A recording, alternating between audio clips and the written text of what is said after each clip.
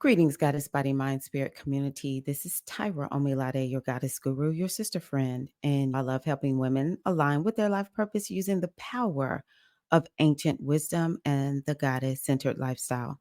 And on today's episode, I want to talk to you about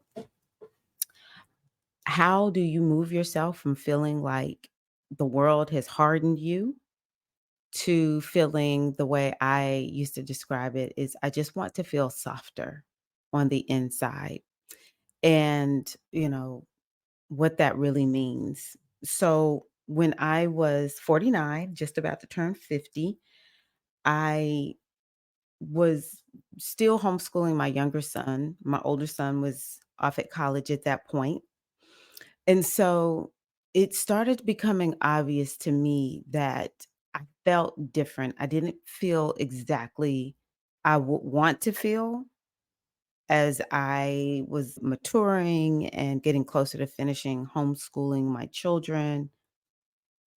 And I remember just feeling like there was a some hard substance inside of me, like in between my skin and like my organs. It felt like I had something that had it was almost like concrete was there. And so I just remember thinking, I just feel hardened by life at this point. And one word I remember thinking a lot was, I just feel tense. I never feel relaxed.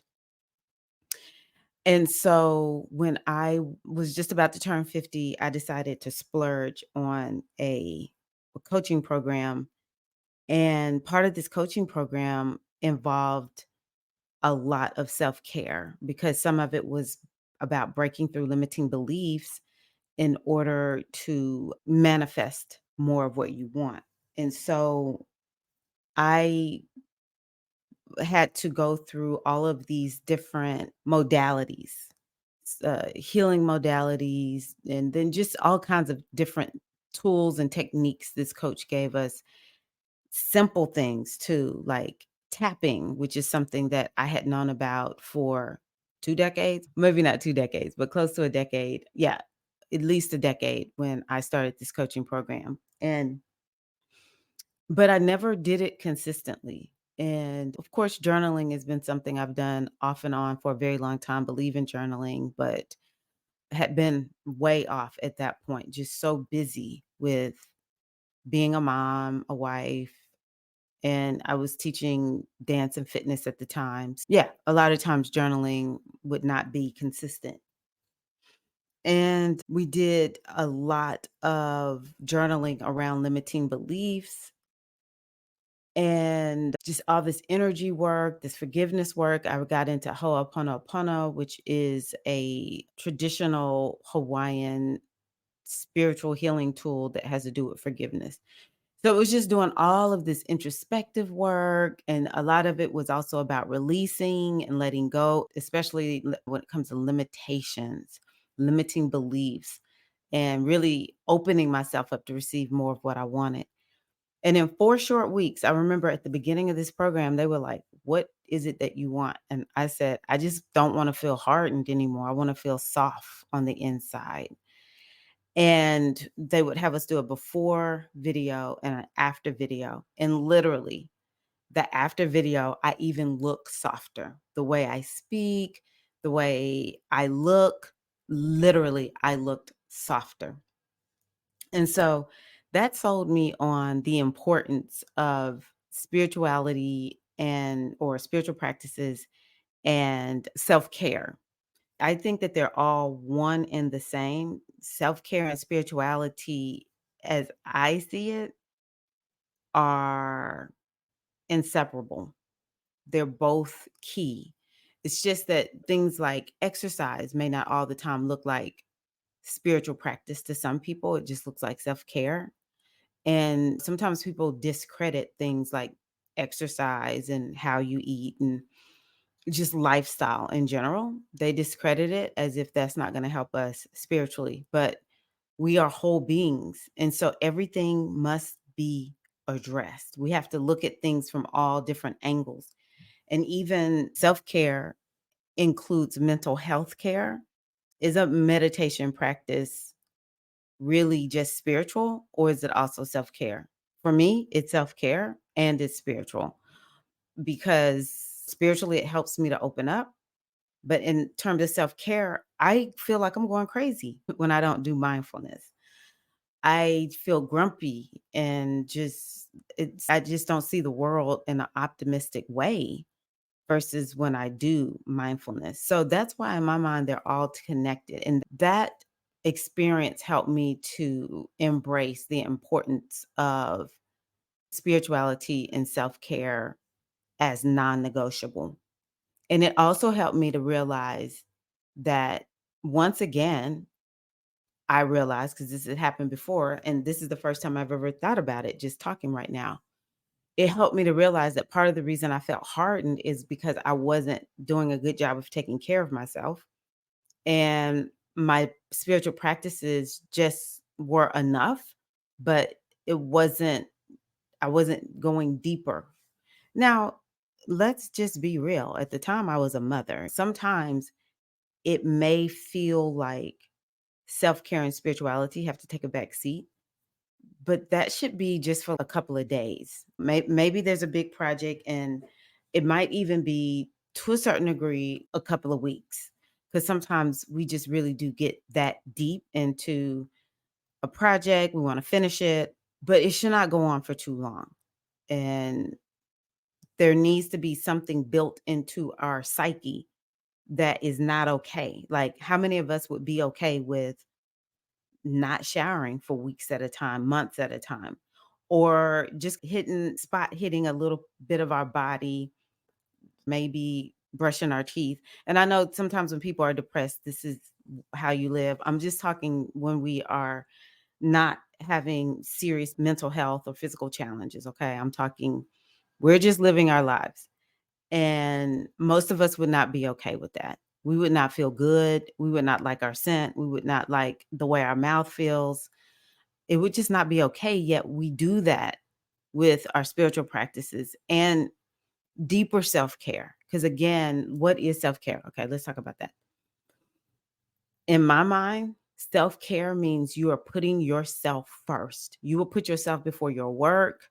There are times when you're going to have to be put before your family. It's, you are being aware of what is going on. You're treating yourself with kindness. You're treating yourself with love. And so some of that might be, you're going to say no when most people expect you to say yes, but you're going to say no because you need to sleep in that day. Or you decide, you know what, I'm going to spend some money on myself and go buy myself something nice to wear. Or going to go get a massage.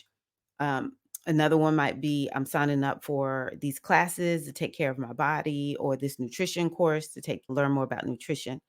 For some people, it might be self-care is also signing up for personal development, or some retreat that you might want to go on, or maybe you even want to study and become a yoga teacher. That's a form of self-care. Maybe you're not even planning on teaching on a regular basis, but you just want to go through the course because it will help you in your own growth and evolution on all levels. I see self-care as things like waking up in the morning and having set things that you do that help you to feel good about yourself, that help to nourish you.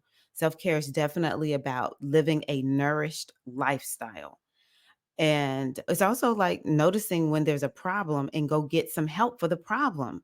So how nourished do we feel, and what are those things? I think about, what do you do for your emotional health and being? That's a part of self-care. And what do you do for your mental well-being? That's a part of self-care. And then we have the spirituality, which is just another category. So spiritual practices and self-care, it's just a very fine line as I see it. But when we're doing the spiritual work, a lot of this is more about the soul and our purpose and why we are here, and looking for perspective on life, deepening our understanding of the truth of who and what we are. But again, to me, the spiritual practice could be I'm embarking on this health and wellness journey. That is spirituality. That I guess too, when we really think about it, where's any of this disconnected? Maybe that's the problem. Maybe that is the problem, is that we have all of this categorized. And for whatever reason, we are choosing categories that definitely don't touch on. If we focus more on self care, we probably would be okay with doing anything else half butt, right? Now that I think about it, but a lot of us, we do things to our detriment, and we're just we're choosing things. If we're not focused, let me say it this way: if we're not focused on the whole picture, then we're gonna feel like we're missing out. We'll start feeling starved. And another thing too is when we start feeling hardened on the inside, that is a sign that you are lacking resilience. And so the feeling hard on the inside is one of the chief indicators of you need to take care of yourself.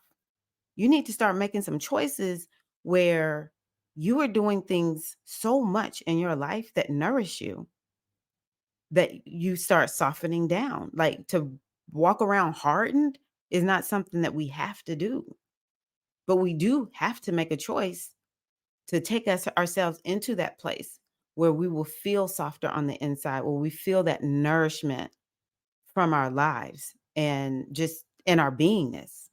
Feeling hardened on the inside, I would say, is a definitive indicator that it's time for you to sit down and look at your life and figure out how are you going to invite more self-care, more spiritual practices, and value it as much as you value whatever this other thing is that you're doing over here. A lot of us are valuing our jobs and we're showing up for those jobs better than we're showing up for ourselves. A lot of us are putting our family before us to the point where we might be the ones who they have to take care of, and that's not okay. And I was an all-in kind of mom. I'm gonna be honest with you. This just hit me. I was saying I was an all-in kind of mom. And some of this, and I was a healthy mom. My children will say, the old girl did good. Both of them had told me that, right? I'm not gonna say I was, people would try to say I was a helicopter mom, but I'm like, no, I have black boys, okay? I gotta be on my A game. But there was a point where I could be honest with myself and could be like, you know what? I can just get totally lost in this because I'm not quite sure how to fix myself. I'm not quite sure how to fix this hurt, this pain that I have, this feeling like I don't have worth. I'm not going to say I felt worthless, but I struggled with value and worth.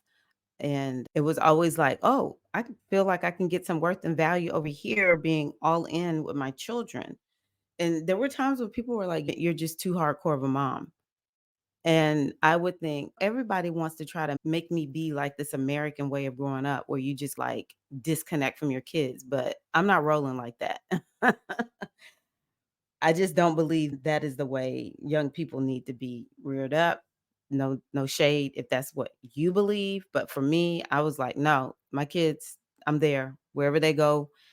I gave them appropriate amount of space, but by the same token, it was like, I'm all in. But the other part of me knew that on some level, there were times when I should probably go find something to do where I was just, yeah, I should just go just take care of myself. I was so slick with the self-care that I even created a career that allowed me to do, I was an exercise instructor and a dance teacher. And so it was, I could use that as an excuse to not go do other things. It was such a fun thing to do, but at some point it's you can't just your fun can't always be masked in this career. And oh my gosh, I can tell you once I stopped teaching and dancing, it has been so hard to figure out what do I like? What do I do?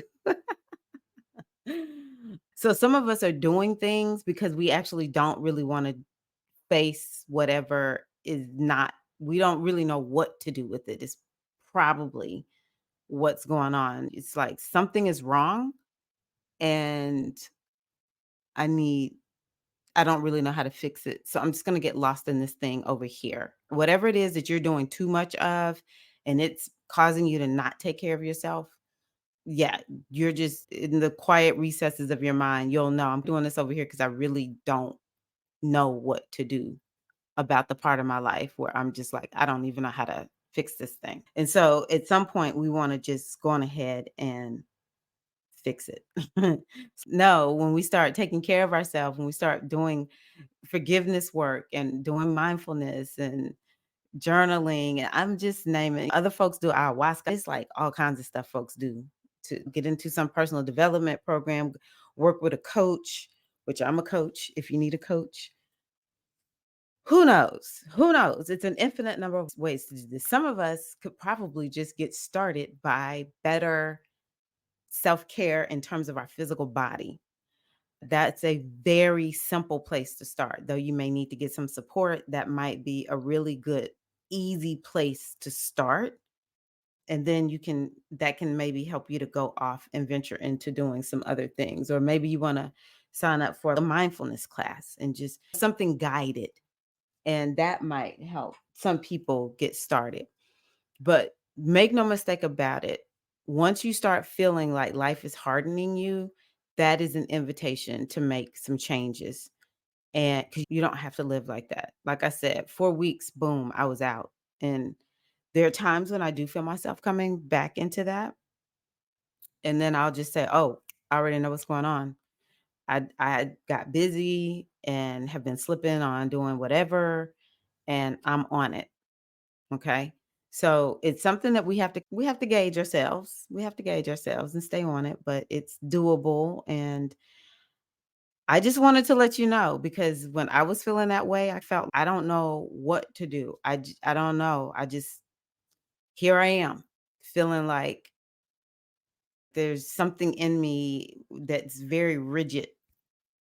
And all I did was just a little self-care and clearing a lot of clearing and opening myself up to my true essence and just being good with me, not even needing to make any changes, not even really needing to fix myself, just being open to the wonderful parts of myself that are me.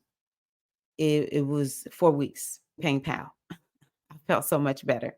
And I want the same for you. So thank you so much for listening. I hope that at some point when I make an offer for you to join me in maybe a retreat or coaching or one of my programs, that you will take me up on it. Also have readings that are available also that you could sign up for. A lot of people start feeling calmer after they hear, oh, this is really a tough time for me. I'm not just a bad person. So readings help people soften down also and get a plan and a path forward.